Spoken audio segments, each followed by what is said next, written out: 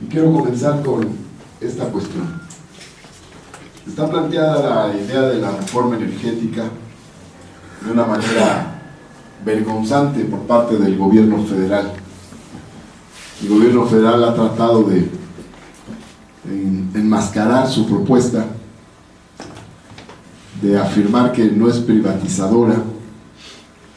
Es más, el eslogan que ha manejado como parte de su campaña publicitaria incluye una frase en el spot que sale en la tele. Dice: no a la privatización de Pemex, sí a su modernización. Y en el discurso oficial sus defensores mediáticos han dicho: no es privatización, no es una privatización, es una apertura. No es privatización porque no se va a vender Pemex. Eso es lo que nos dice. Privatización sería vender Pemex, vender sus activos, vender sus instalaciones. Pero como no se va a vender, entonces no es privatización. Sin embargo, esto es una falacia, es un engaño que solo genera más desconfianza y, en su caso, pues más certidumbre sobre el rumbo al que quieren llevar el sector energético. Sí se trata de una privatización de la industria petrolera y de la renta petrolera. Y para privatizar no se necesita vender una empresa pública. Ya está privatizado casi el 50% del sector de la generación eléctrica y no se vendió nada. No se vendió la Comisión Federal de Electricidad, no se vendió la Compañía de Luz y Fuerza del Centro, esa se cerró. Lo que han hecho simple y sencillamente es la famosa apertura. Y ese desplazamiento constituye una privatización, porque en la medida en que el sector público va dejando de tener el dominio y lo van asumiendo las empresas privadas, eso es una privatización. Se privatiza la actividad, se privatiza el sector, se privatiza la industria. En su caso, pues las compañías extranjeras petroleras no quieren comprar Pemex, no quieren comprar su vieja infraestructura. Lo que quieren es permisos para establecerse aquí con su propia infraestructura, tecnología. Y quieren certidumbre. Ya se han metido una buena parte, porque el sector petrolero no está como en los años 60. Hay una serie de retrocesos. Se crearon los contratos de servicios múltiples, luego los contratos llamados incentivados. La cuenca de Burgos prácticamente está contratada, 7 compañías extranjeras. Ya hay una gran cantidad de servicios que realizaba Pemex que ya no los hace directamente, pero de todas maneras el núcleo fundamental de la industria petrolera sigue siendo público. La renta petrolera sigue esencialmente siendo de la nación, y las empresas privadas no pueden decir que son dueñas, propietarias de tal o cual parte de la industria petrolera. Entonces, la reforma energética busca darles certidumbre jurídica. Por eso, también es falso que el texto constitucional dice en su mensaje: es letra por letra el que propuso el general Lázaro Cárdenas. Eso es mentira. El texto constitucional que proponen es distinto, y ni más ni menos, pues ya no ocurrió una gran cantidad de reformas, no es cierto que sea el mismo. Pero además, la reforma constitucional que están proponiendo del gobierno federal incluye la reforma del artículo 28 para sacar las palabras petróleo hidrocarburos y petroquímica de la lista de áreas exclusivas de la nación. Con eso basta para privatizar todo. El gobierno federal, dice la exposición de motivos de la iniciativa de reforma, tendría la facultad de contratar, ya no sería Pemex quien contrataría a otras empresas, sino el gobierno federal podría contratar a Pemex o a otras empresas. Es un cambio jurídico absoluto. Eso quiere decir que si se encuentra petróleo en costas de Yucatán, el gobierno federal podría contratar para explotarlo a Pemex o a la Chevron o a la ExxonMobil o a la Shell o a la empresa que quiera contratar el gobierno federal. Y Pemex sería una de tantas empresas que podría ser contratada para tal o cual fin. Esto significa un cambio total. Los llamados contratos de servicios, de utilidades compartidas, en el nombre llevan la esencia. Una cosa es hacer un contrato de servicios y otra cosa es hacer un contrato para compartir las utilidades. Es una aberración. O sea, el contrato en sí mismo no tiene por objeto la ayuda que se espera de una empresa privada cuando es contratada. Contrato a una empresa para que construya unas cabañas, contrato a una empresa para que me construya unas viviendas, unas casas, contrato a una empresa para que me dé tornillos, contrato a una empresa para que me dé cristales. No, hago un contrato para compartir utilidades. Es como un contrato concesión. Y ese compartir utilidades tiene el meollo del asunto. Si compartimos utilidades, entonces perdemos utilidades, porque no todas las utilidades serán de la nación. Al encontrarse un nuevo yacimiento y contratar a una empresa extranjera para su explotación, una parte se dice que el 60% será para la empresa extranjera y el 40% de las utilidades para México. Para las empresas extranjeras esto es fundamental, porque nos compran el petróleo en $100 el barril, pero si ellas van a tener acceso directo a una parte de los yacimientos, entonces ya no nos comprarán ni petróleo en $100 el barril, sino que sacarán los barriles que puedan ellos mismos en $10 directamente. Y es que las utilidades del petróleo pues son impresionantes. Sacar un barril cuesta $10 y se vende en $100. Es más, en el 2008, que estaba la propuesta de Calderón, sacar un barril costaba $7 y se llegó a vender hasta en $134. Es una época de elevadísimos excedentes petroleros, por cierto, ampliamente desperdiciados. Obviamente a la empresa petrolera extranjera lo que le interesa es precisamente esa utilidad. Por lo tanto, no quiere comprar ni plataformas ni pozos petroleros. Lo que quiere es comprar la ganancia. Lo que quiere es la renta petrolera, porque es un negocio impresionante, el mayor negocio del mundo. Y además, no solo tiene esa característica, sino que para las grandes compañías norteamericanas y europeas constituye una fuente vital de combustible para sus países. Nada más y nada menos que la economía norteamericana consume el 25% del combustible total del mundo. teniendo el 5% de la población. Es decir, la presión que ejerce esa economía sobre el resto del mundo, pues es impresionante. Así de que para ello se trata de tener acceso directo a las fuentes de energía.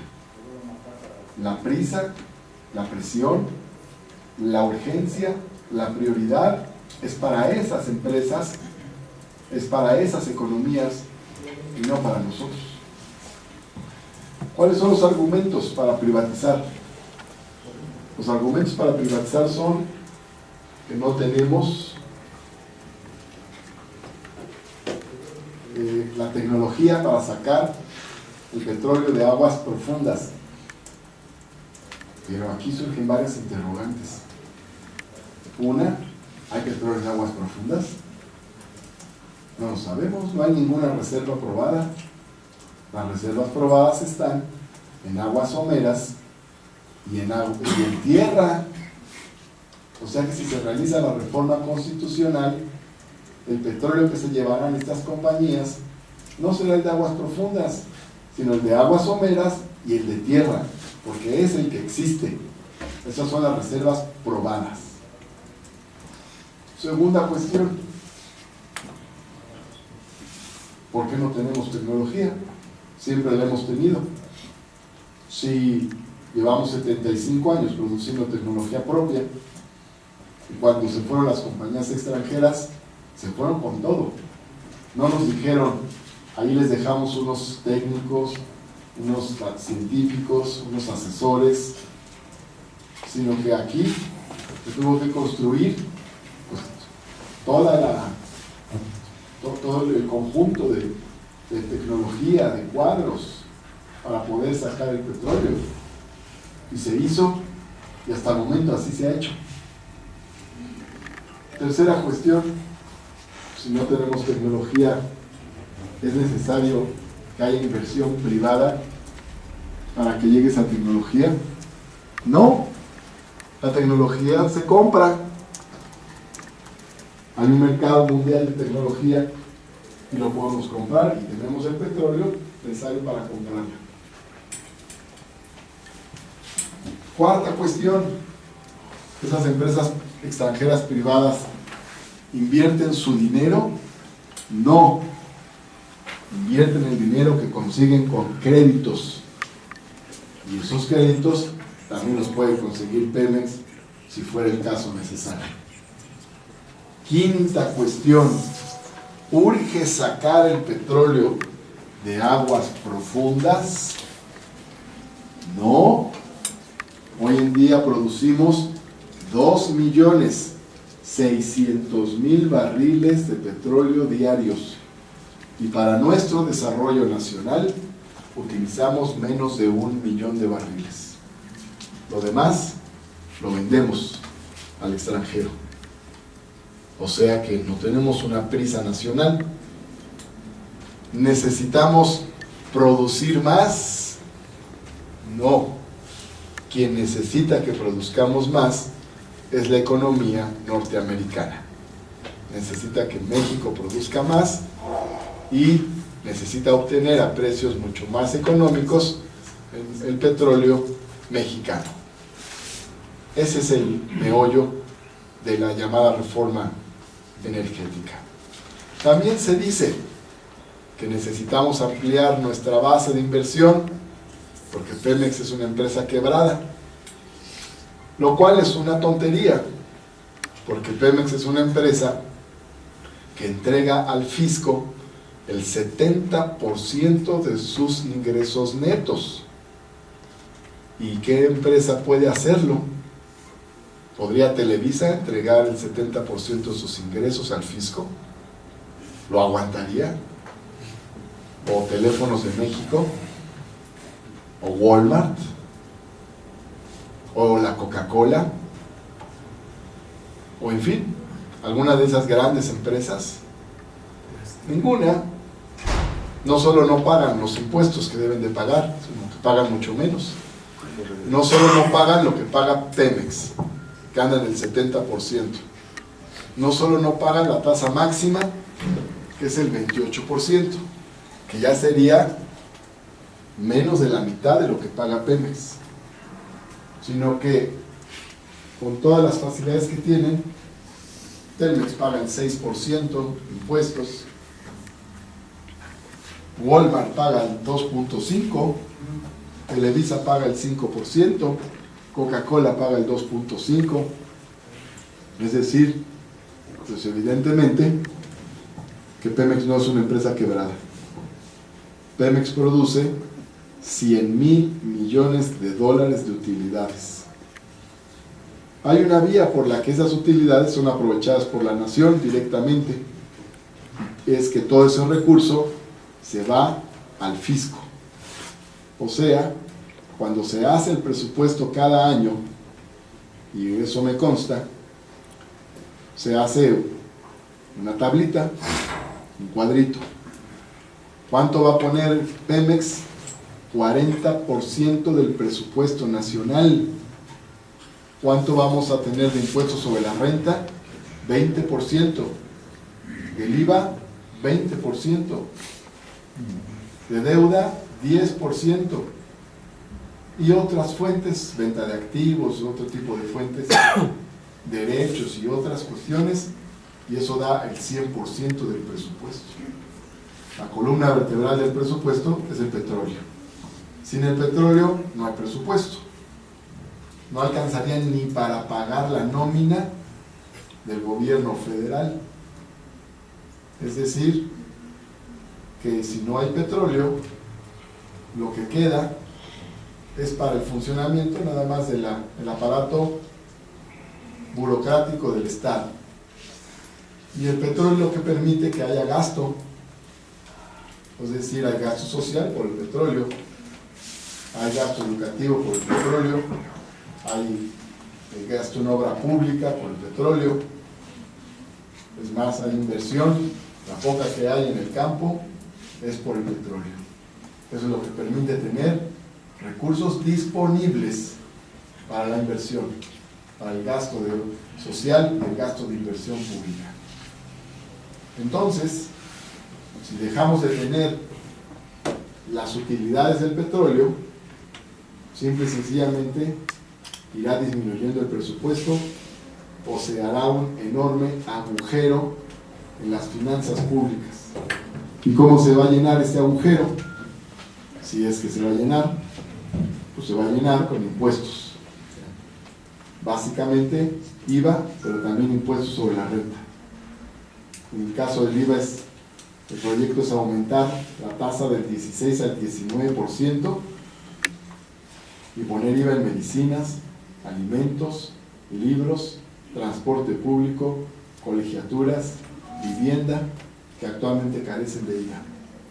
Y aumentar la tasa del impuesto sobre la renta, que pegaría directamente en el empresariado medio y pequeño, que vería aumentar sus contribuciones. El más alto no tiene problema. Así aumentar la tasa del impuesto sobre la renta al 50%, pues el empresariado más alto del país cuenta con los sistemas de consolidación fiscal, diferimiento, condonaciones, devoluciones, y termina pagando mucho menos en términos reales. Entonces el efecto económico sería brutal, sería un costo social enorme. Tendríamos menos recursos para el país y tendríamos una aportación mucho más de la sociedad mexicana. El petróleo tiene un conjunto de significados políticos, ideológicos, sí, y de soberanía también, pero no son las razones básicas por las cuales hay que defenderlo. No solo es por razones ideológicas, sino por razones muy prácticas. Y las reformas llamadas estructurales que quieren hacer están enlazadas con el tema del petróleo totalmente, porque todo está hecho en una lógica de una caída del gasto público y del gasto social, y una lógica de, entre comillas, libre mercado, que no es libre en realidad, y que significa simplemente menos intervención pública para tapar los desequilibrios.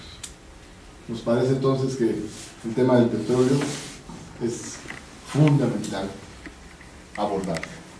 Termino con dos cuestiones. Primera, no es cierto que hay una tendencia mundial al libre mercado de energéticos. Al contrario, varios países han tomado decisiones en el sentido inverso. Rusia, que había privatizado todo, renacionalizó, no todo, pero una parte muy importante de su industria petrolera. Bolivia nacionalizó el petróleo y los hidrocarburos. Noruega creó una empresa pública totalmente estatal. Brasil creó una nueva empresa pública totalmente estatal para el petróleo de aguas profundas, precisamente. Entonces la tendencia mundial no es la que nos están diciendo desde las campañas de desinformación. Y segundo, ¿puede Pemex desarrollarse en las actuales circunstancias? Sí, perfectamente. No se necesita ninguna reforma legislativa. Pemex tiene los recursos necesarios para su desarrollo, porque tiene la riqueza petrolera. ¿Qué se debe hacer? Construir refinerías de Pemex. No necesitamos ninguna reforma para eso. Y si se construyen refinerías, tendremos varios efectos positivos. Bajamos el precio de las gasolinas, porque hoy importamos la mitad de las gasolinas y eso hace que suba el precio. Segundo, disminuimos la exportación de crudo. Tercero, alentamos la exportación de petrolíferos y derivados del petróleo. Cuarto, generamos más industria. Quinto, alentamos el empleo. O sea que tendríamos varios efectos positivos. También decimos que es necesario modificar los precios de los combustibles para beneficiar no solo a los consumidores, sino a los productores, de tal forma que el Estado ofrezca precios competitivos a los productores para bajar sus costos de producción. Y tercero, se puede fortalecer a Pemex combatiendo la corrupción, el derroche y los privilegios, que no es exactamente lo mismo. La corrupción, que no solo es del sindicato petrolero, la corrupción de las altas autoridades y sus grandes contratos.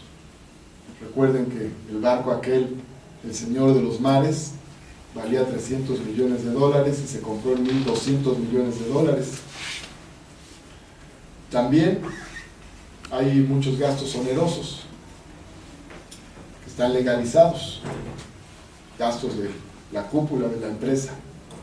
Y también, por otra parte, hay un gran derroche, o sea, perforaciones en los ductos, por ejemplo, compras irracionales, es decir, una gran cantidad de gastos que se pueden revisar. Son tres medidas que planteamos: construcción de refinerías, modificación de las tarifas, de la política tarifaria, y tercero, combate a la corrupción y al derroche, y no necesitamos ninguna reforma legislativa para ello. No somos de la idea de entrar en una lógica de concertación de una reforma energética, porque ahí nos van a abrochar con una privatización. Decir, nosotros desde la izquierda planteamos la autonomía de gestión de Pemex, pues eso tiene sentido si Pemex es de la nación y el petróleo área exclusiva de la nación. Pero si Pemex pasa a ser una empresa más, esa autonomía de gestión no tiene sentido, porque al gobierno hasta le convendría, porque le generaría lejanía con Pemex.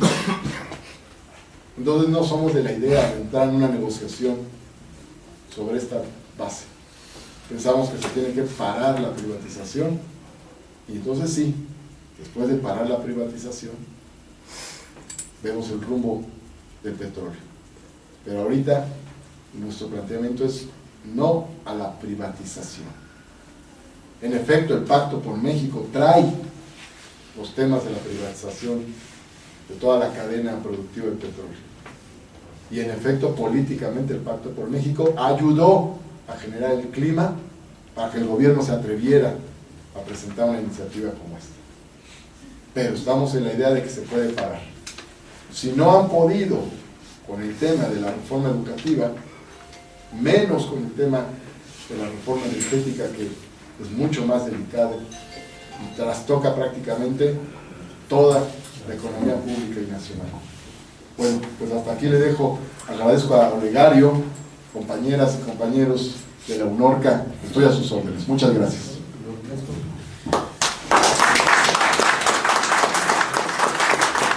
Gracias, Martín.